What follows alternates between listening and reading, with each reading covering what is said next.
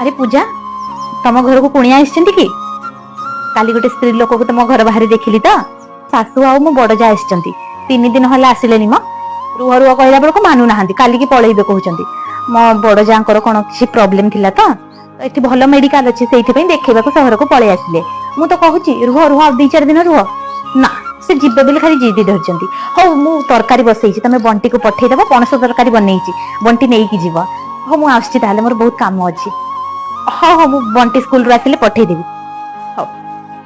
नानी बो हाथ गोड़ धोई हूँ 1:30 है भात खाईदे आउ मु कौन कहती कि नानी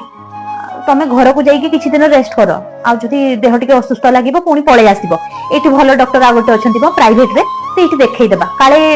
सी किसी भल मेडिसिन देले भल हो देख जमा भी देह को नेग्लेक्ट करनी पलि आसब टिके भल न लगे सांगे सांगे कौन कर बस रे चढ़ सीधा आम घर को पलि आसब ठीक अच्छे बो आउ जोड़ी भात दउची खाई दियो नाई नाई नाई नाई मो आउ जम्मा खाई पारे पेट पुरी नानी तुमको तरकारी देबी ना ना ना ना बस हेई जिवो म टिके खाइ दो ना नाई नाई नाई नाई नाई हो आपन को बेग रे सामान गुडा को भी सजाडी दउची नै कि जिबे सेल लागिथिला तो मु दी पेयर किनी पकेली गोटेटा मु रखिछि आ गोटे आपन नै कि जानतु गां रे केते बेले काम दबा नानी पैकिंग कर दउची एटा भी हां एटी डोसा भी बनै हबो आ गोटे कोन एटा हां अभी कहतु बो आम गाँव को देखला बेले शाढ़ी गुड़ाक ये सस्तार मिलूँ नानी तमें ये 2टा नहीं जाओ बो आपण 2टा आउ सान खुड़ी को शाढ़ीटा देदेवे कहीं भी मुझे किणिकी रखी प्रथम तो से गाँव को तो जापरुनी आपड़ जाऊँ तो नहीं जी अजथारे शाढ़ी किणिकी दूसरी शाढ़ी गुड़ाक आउ कौन पिंधुची गाँव में तो मुझे खाली नाइटी पिंधुची आ ड्रेस जुआडे गले ड्रेस पिंधुची शाढ़ी गुड़ाक सेमती पड़ी रोचे हाँ देती जिते भल कलु केत पूजा पर्व पिंधिदेवी आ एते शाढ़ी किनवा कौन दरकार जे खंडे खंडे तो किनी देथिले हेई थांता एते शाढ़ी किन देछि कौन हे गला सेइटु बो हां मु भी तो एमिति रे वर्ष को 5-10 टा शाढ़ी किनुछि तो कौन हे गला तमान को जे मु किनी कि न देबी तो काहा को देबी खुड़ी को पई ता किनी देबु जे खुड़ी सासु को पई मु भौणी 2टा अछन्ते तांको पई 2टा देइतने हो छाड़ कोन करिबा हेइति सुनो बो नानी काली के गां को जीवा को बाहरी छंती तो से मुझे कौन कहती कि मिक्सचर 1 किलो गांठिया 1 किलो आउ मिठा टी आनी था कदली टी आनी था आउ आरिसा पिठा 1 पैकेट बाकी मु सुजी पिठा घरे बनईदेवी बो गाँ को लेकिन जाइए आ हाँ देख भूलबनी मन करके आसब एते सामान कहीं दौलु अल्प 2टा तो बांधी दे था कौन सुन गांठिया मिक्सचर खजा गजा मिठा केते जिनस बांधी देछे एटा खाइला बेलको हमको मासे लागबो हौ हौ आमे बाहरिलु ताहले आ तू भी चेष्टा कर केबे गोटे गाँ को जीवा पई 2 मास हलन तो जाइनो एठी अछु हौ आ थरे आसिले पूरा 10 दिन रहिबे नानी जोटा कहितली सेटा मने करिकि देखिबे जति 2-3 दिन भीतर भलो न लागिला आ थरे पळे आसीबे आ भलो डॉक्टर ठी देखै देबा रोसे बास सल्लानी आ कोन हला जे एका एका मन दुख करिकि छिडा हिजो हां छिडा हिजो कोन करबी तमे तो जानिचो घर को कुणी आइसथिले पळे गले केते दुख लागे एबे घरटा पूरा खाली खाली लगुची हाँ सेटा तो ठीक कथा घर को कुणी आसिले पळेई गले घरटा भारी खाँ खाँ लगे अच्छा कहलो तम देह तो मझे बहुत खराब थिला हॉस्पिटल गलो आउ कोन अल्ट्रासाउंड सोनोग्राफी करेबी कहतलो करेलो ना नहीं मो शीघ्र देखै दबो देह पई एते नेग्लेक्ट करबाटा ठीक नुवा जते शीघ्र हॉस्पिटल जीवो सेति की भलो आगरो कोई दोउची मो हाँ हाँ आज जीबी अल्ट्रासाउंड करबाकू एमिति रे भी 2-3 दिन होला देहटा जम्मा भी भल लागुनी अल्ट्रासाउंड कर देबी ब्लड टेस्ट कर देबी के जाने रिपोर्ट रे कोन बाहरिबो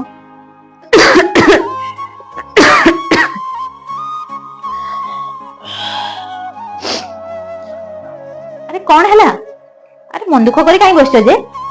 देह पाटी ठीक हैला तो आ कोन डॉक्टर रिपोर्ट देले ना कोन कोन बाहरिला रिपोर्ट रे हां हां रिपोर्ट आसिला मते किडनी स्टोन ही जाईची ऑपरेशन करबा को पड़िबो तार सहित टाइफॉइड भी हो जाइए जो देहटा असुस्थ हो जाउची आ कौन करबी कहिलो किछि काम भी करि पारुनी स्वामी हेले केते आउ छुट्टी देइनी मो पई करिवे तमे तो जानिचो मोर बौ नाही छोट बळु मां मरि जाइची कहा कोले डाकिबे एबे घर काम करिबा पई हो सुनो मु कोन कहउतली कि तमे गोटे काम करो नचेत तम सासु आउ जांको टिके फोन करी देखो सी काले आसीबे आ आम घर को जो खुड़ी आसंती काम करबा को तांको मु पचारी बुझिबी काले जति तांको नजर रे के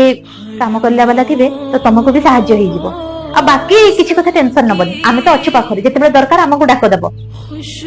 ଏଇଠି ଶୁଣୁଛ, ଆଜି ଗାଁକୁ ଫୋନ କରିଥିଲି, ବୋଉ ଆଉ ନାନୀଙ୍କ ସହିତ କଥା ହେଲି, ତାଙ୍କୁ ସବୁ ଅସୁବିଧା ଜଣେଇଲି ଆଉ କହିଲି ବେଶୀ ନାହିଁ ବୋଉ, ମାତ୍ର ସପ୍ତାହେ ପାଇଁ ଆମ ଘରକୁ ଆସ, ଏବେ ମତେ ଭାରି ୱିକ୍ ଲାଗୁଛି, ସ୍ୱାମୀ ପାଖରେ ରହୁନାହାନ୍ତି, ଡ୍ୟୁଟି ଯାଉଛନ୍ତି, କେତେବେଳେ କି କଥା ହବ।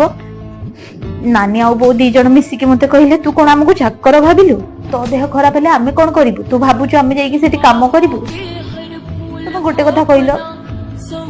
ଗାଁରେ ଯାହାର ବି ଦେହ ଖରାପ ହୁଏ ସେ ଆମ ଘରକୁ ଆସନ୍ତି, ଏଠିକି ମେଡିକାଲ ଯାଆନ୍ତି, ଆମ ଘରେ 10-15 ଦିନ ରହିକି ଯାଆନ୍ତି, ଆଉ ମୁଁ ସବୁ ସେବା ମଧ୍ୟ କରେ। ମୁଁ ତ କାହିଁ ତାଙ୍କୁ କେବେ ବି ପର ଭାବେନି। ପୂଜା, ମୁଁ ମନ୍ଦିର ଯାଇଥିଲି ତ, ତମ ନାଁରେ ବି ପୂଜା କରିଦେଇଛି, ଆଉ ଏଇ ନିୟ ପ୍ରସାଦ ଏଇଠି ଥୋଇ ଦଉଛି, ଖାଇ ନବ ଟିକେ, ଭଗବାନଙ୍କ ଆଶୀର୍ବାଦରୁ ତମେ ଶୀଘ୍ର ଭଲ ହେଇଯିବ, ଜମା ବି ଟେନସନ ନିଅନି।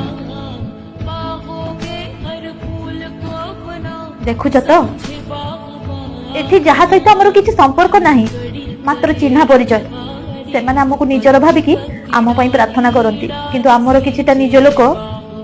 ଆମର ଦେହ ଏମିତି ହେଇଥିବା ଶୁଣିକି ଭାରି ଖୁସି ହୁଅନ୍ତି।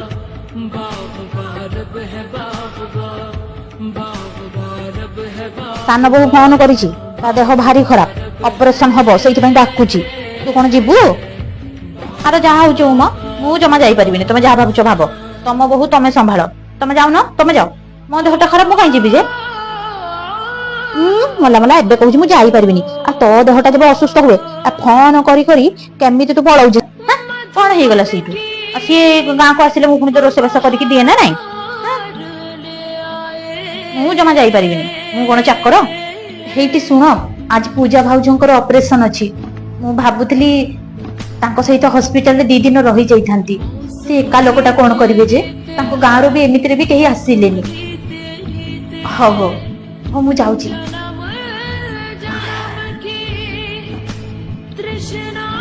ଆରେ ନାଇଁ ନାଇଁ, ଜମା ବି ଉଠିବା ଦରକାର ନାହିଁ। ଆଉ ଶୁଣ, ଭାଇଙ୍କ ପାଇଁ ଆଉ ତମ ପାଇଁ ଗରମା ଗରମ ରୁଟି ସହିତ ସନ୍ତୁଳା ବନେଇକି ଆଣିଦେଇଛି, ଚୁପଚାପ ଖାଇ ନବ ଆଉ ଶୋଇବ,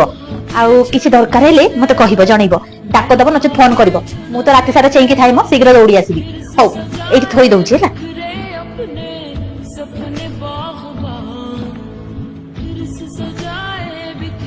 ଧୀରେ ଧୀରେ ଚାଲ, ବେଶୀ ପ୍ରେସର ଦିଅନି। ଆଉ କଣ କହୁଥିଲି କି, ମୁଁ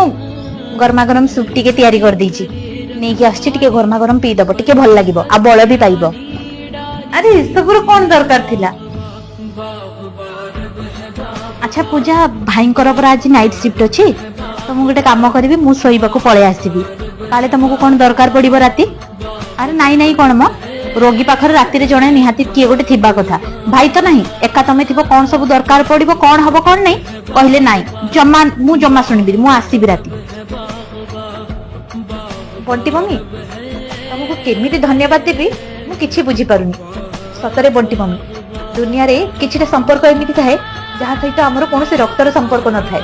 କେବଳ ଚିହ୍ନା ପରିଚୟ, କେବଳ ପଡୋଶୀ, ଆଉ ସେଇମାନେ ହିଁ ଆମକୁ ରକ୍ତ ସମ୍ପର୍କ ଠାରୁ ଅଧିକ ସାହାଯ୍ୟ କରନ୍ତି। ସତରେ ତୁମେ ଯେତିକି କରୁଛ ମୋ ନିଜ ଲୋକ ବି ସେତିକି ଏବେ କରୁନାହାନ୍ତି, ମୋର ନିଜ ଲୋକ ହିଁ ମତେ ଅନେଇ ଦେଖୁନାହାନ୍ତି, କିନ୍ତୁ ତମେ ଗୋଟେ ପଡୋଶୀ ହିସାବରେ, ଗୋଟେ ଚିହ୍ନା ପରିଚୟ ହିସାବରେ ମତେ ଅନେକ କିଛି ସାହାଯ୍ୟ କରିସାରିଛ, ଯାହାର ଋଣ ମୁଁ କେବେ ସୁଝି ପାରିବିନି। ଏକଦମ ଠିକ କଥା କହିଲ ପୂଜା, ବେଳେ ବେଳେ ଆମ ରକ୍ତ ସମ୍ପର୍କ ମାନେ ହିଁ ହାତ ଛାଡି ଦିଅନ୍ତି, ଆଉ ଆମେ ଯାହା ସହିତ ଚିହ୍ନା ପରିଚୟରୁ ସମ୍ପର୍କ ଆରମ୍ଭ କରିଥାଉ ସେଇମାନେ ହିଁ ଆମକୁ ସାହାଯ୍ୟ କରନ୍ତି। ବେଳେ ବେଳେ କିଛିଟା ପଡୋଶୀ ବି ଏମିତି ଥାନ୍ତି ଯୋଉମାନେ ସତରେ ଆମକୁ ବହୁତ ସାହାଯ୍ୟ କରନ୍ତି। ତମ ଆଗରୁ ଆଉ ଜଣେ ଏଠି ରହୁଥିଲେ, ସିଏ ବି ମତେ ଅନେକ ପ୍ରକାର ସାହାଯ୍ୟ କରିକି ଗଲେ, ଆଉ ତାଙ୍କ ଋଣ ବି ମୁଁ ଆଜି ପର୍ଯ୍ୟନ୍ତ ସୁଝି ପାରିନି। ଯୋଉଠି ମୋର ବାପା ମା ଶାଶୁ ଶ୍ୱଶୁର ମୋର ନିଜ ଲୋକ ଯୋଉମାନଙ୍କ ପାଇଁ ମୁଁ ଅନେକ କିଛି କରିଥିଲି ସେଇମାନେ ମୋ ହାତ ଛାଡିଦେଲେ, କିନ୍ତୁ ସେ ପଡୋଶୀ ମୋର ଏତେ ସାହାଯ୍ୟ କରୁଛନ୍ତି, ମରିଯିବା ଯାଏ ମୁଁ ସେ ସାହାଯ୍ୟକୁ କେବେ ଭୁଲି ପାରିବିନି। ଆଉ ସେଇ ଦିନଠୁ ମୁଁ ନିଷ୍ପତ୍ତି ନେଲି କି ମୁଁ ସମସ୍ତଙ୍କୁ ସାହାଯ୍ୟ କରିବି, ସେ ମୋର ନିଜର ହୁଅନ୍ତୁ କି ପର ହୁଅନ୍ତୁ, ଆଉ ଭଗବାନ ବି କାହାକୁ କେବେ ଏମିତି ଅନାଦର କରନ୍ତିନି, ତମ ସାହାଯ୍ୟ ପାଇଁ ଯାହାକୁ ବି ଜଣକୁ ପଠେଇ ଦେଇଥାନ୍ତି। ସେଇଥିପାଇଁ ନିଜ ମନକୁ ସଫା ରଖିବା ଦରକାର, ସାହାଯ୍ୟ କଲା ବାଲା ତ ଉପର ବାଲା, ସେ ଯୁଆଡୁ ବି ସାହାଯ୍ୟ ପାଇଁ ଯାହାକୁ ବି ପଠେଇ ଦବ। ଠିକ କହିଲି ନା?